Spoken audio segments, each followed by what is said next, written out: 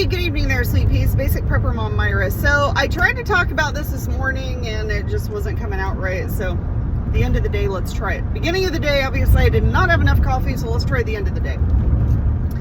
So we do know that apparently there was an attack, and I don't know a lot about it, a lot of details, but there was an attack on a power station in North Carolina. Now, there's a lot of speculation that's going on because nobody knows what happened, who did it, whatever. So, and I've heard several other people talk about this on this channel, I guess, or media, as well as a couple other news reports and stuff like that, but I haven't really researched it a whole lot.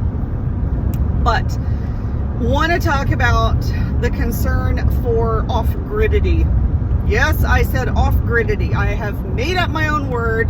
There we go. Anyway, I did a video on here a while back when we actually lost power at our house. Now, we lost power about, I would say probably about 4:30, maybe closer to 5 o'clock. And it was when it was kind of still staying daylight later. And we didn't get power back on until about 9:30 that night, so obviously it was dark. And you don't really notice it too much, other than the fact that I was literally getting ready to cook dinner, like had all the ingredients ready to go, and it was like, oh, guess we're eating out tonight. Which is a whole nother conversation. But the power came on about 9:30 at night, so it was obviously dark. Well, once the sun went down, kind of didn't really think about it too much, but once the sun went down and it was super dark. Now, I live kind of rural, but not in a way, but when it gets dark, it gets dark. Like, it is pitch dark. I'm a person who cannot handle the dark. I don't like the darkness. And my thing is, I don't like to not know what's out there. Not just who, but I don't like to know what's not out there, like who, what, where, when, why, how. I need to know. I don't feel safe unless I at least have a decent perimeter that I can see around. So after that night, because we only lost power in our grid section, so like people down the street had power, the stores still had power. It was just kind of where we lived at that time. So I went to the store that night, and or as soon as the sun went down, I realized that I was severely underlit, not only outside but inside as well. Went to the store and I grabbed like 3 or 4 lanterns and some extra flashlights, I think some extra batteries. But then I proceeded to get online and ordered a lot more stuff. I have not put them up yet.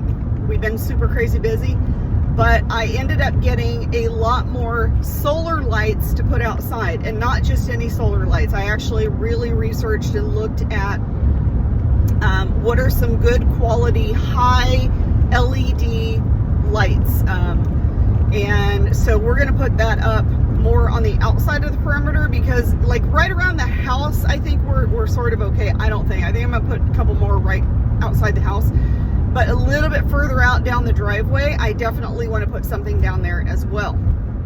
And plus, if you have multiples, if one of them happens to go out, you end up losing a light somewhere, at least you have multiples out there that it's not too terribly bad.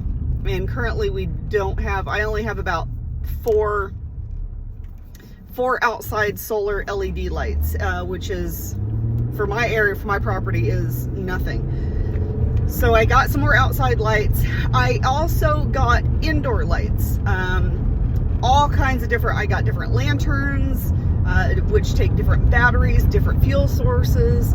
I got something that, the little thing that I did a product review on, that you can, it puts out heat, but you can also cook on it, but it does put out some light as well. So I did get that. So there's a lot of different things, and I now have lighting sources throughout my house. I actually ended up getting flashlights that have magnets on the end of them, and we have like a chest freezer and the refrigerator in our house, and we have one that has, we actually have a metal door in our house too.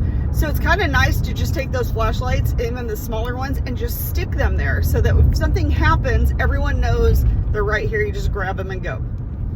Always keep them either charged up or batteries. Now, I understand that if we lose power for long term, that batteries and charging things is obviously going to be an issue. So that's when we look at what does it mean to be off grid.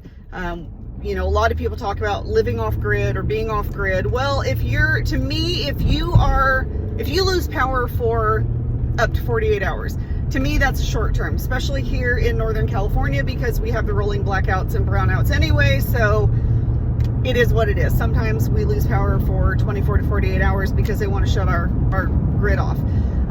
Generators are great, but generators only take you so far because they do run on fuel. And batteries and charging things, same thing. Those are things that their life expectancy is not very long. So when you talk about how do you survive if you have to be off grid, if you do lose power, and we're talking for extended periods of time. My biggest concern, you know, a lot of people are, well, refrigeration and freezer, like we're going to lose a lot of food if that happens. Currently at my house, if that does happen, yes, we are going to lose a lot of food. We have multiple fridge and freezers. We would lose a lot of food, which is why I am trying to consolidate as best as possible. And also be able to freeze dry as much meat. I'm kind of focusing more on meat because that's most of the things that are in the freezer. Freeze dry most of the meat to get it out of the freezer, get it shelf stable, get it ready. And that way I can cut down on freezer space, or I can even completely cut out one or two of my freezers so I don't have to rely on the power grid so much to be able to preserve my food. A really good time to be looking at different kinds of root cellars. There's a lot that you can do. You don't have to have a lot of property to do a root cellar. It could be as simple as in your backyard, digging a hole in the ground and putting a trash can down in there, and then put your food inside of there. Or dig a hole in the ground and put a cooler. I know I've seen people that use like old chest freezers that don't work anymore. Take all the insides out, you know, all the electrical out, and just literally bury the chest freezer into the ground, and it helps to keep it cold and insulate as well. So there's a lot of things that you can look up to be able to preserve what food that you need. Now for us, if we're talking fridge and freezer space, realistically, the only thing that would really need to be kept cold that we would have, I guess that we would need would be, I would say, dairy, and mostly milk. Even if we milk our goats, that you obviously have to keep it somewhat cold. Now in the wintertime, that's obviously not too difficult to do, depending on what area, you know, what neck of the woods you guys are in. But typically, like here in the wintertime, realistically, I could dig a small hole in the ground and it would be way cold enough to keep stuff in. Although lately, it's, let me see what temperature it is right now. I say lately, you just keep it outside in general, and it hasn't even been getting warm enough to do anything. So, or to really get hot or warm things up. But start researching how you can survive if you are not on the power grid, if you're not hooked up to the grid, if something does happen. I think this is definitely, I'm not going to go into the who, why, what, where, hows of this particular incident, and what my thoughts are about it.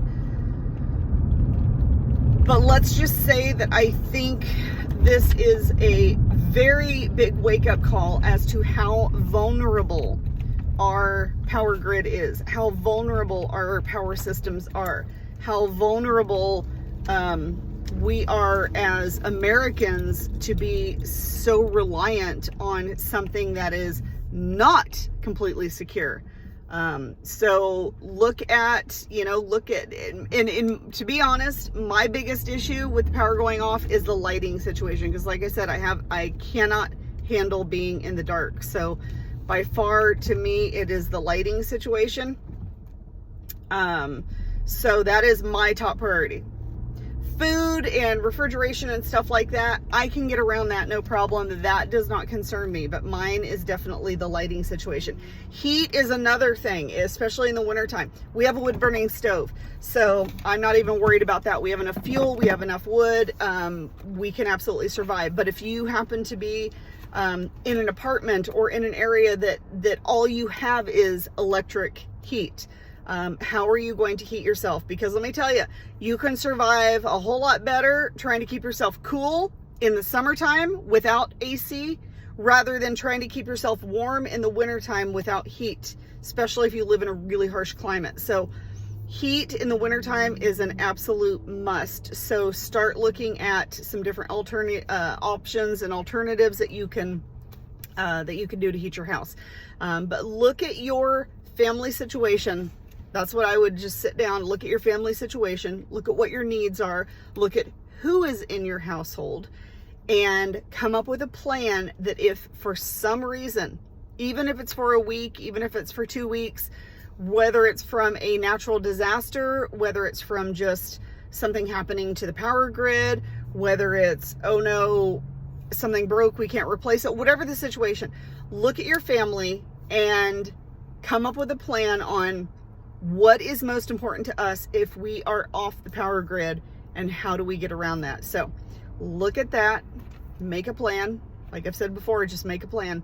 All right, I hope you guys have a wonderful, amazing day. Once again, if you have any questions or comments, please feel free to reach out, and I will talk to you guys later. Have a great day.